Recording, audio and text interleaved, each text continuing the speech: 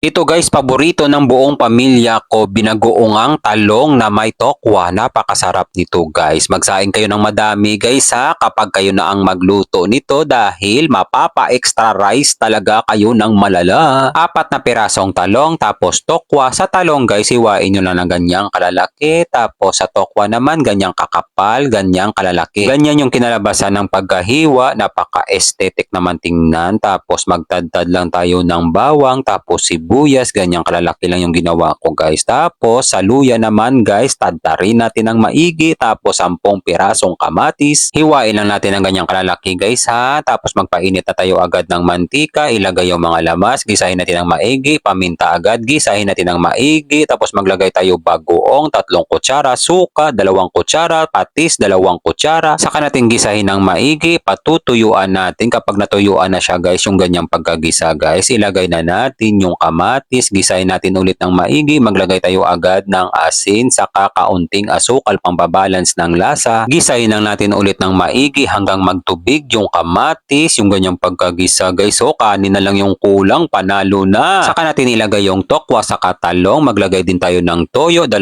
kutsara, haluin lang natin ng dahan-dahan para hindi madurog yung tokwa. Yung ganyang pagkahalo lang guys ha, dahan-dahan para mahalo lang yung bagoong guys. Tapos maglagay tayo ng tubig, kalahating cup, tapos pakuluan natin sa loob ng 10 minuto. Pagalipas ng 10 minuto, marami pang sabaw guys. Patutuyuan pa natin to guys ha. Pakuluan pa natin ulit sa loob ng 10 minuto. Maraming salamat nga pala sa ating mga kababayang OFW sa palagi niyong panonood. Mag-ingat po kayo palagi dyan kung saang bansa man kayo. Yung ganyang pagkaluto guys, pwede na yan. Yung medyo natutuyuan na siya. Huwag nyo lang patutuyuan ng maigi guys ha. Yung medyo may sabaw pa siya, pwede na yan. Napakasarap niyan guys. Nako, 1 hektaryang kanin talaga ang mauubos ng buong pamilya mo. Promise niyan guys, napakasarap niyan. Maraming salamat nga pala sa ating mga followers sa palagi niyong panonood. Mag-ingat po kayo palagi dyan kung saang lugar man kayo. God, maraming salamat po sa biyaya na binibigay mo sa araw-araw. I-bless niyo po yung food na magiging silbing lakas sa katawan namin. Amen. Kain tayo guys. Kain Pinas. Binagoongan. Talong sa katokwa. Yan guys oh. Sarap niyan.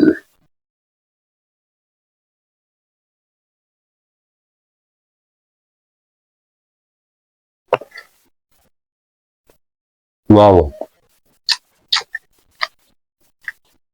Napakasarap. Sakto na yung pag-aalat niya.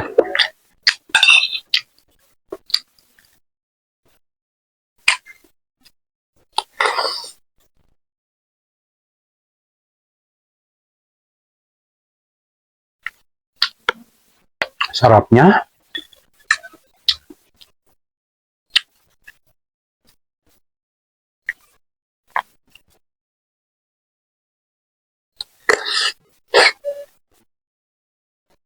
Wow.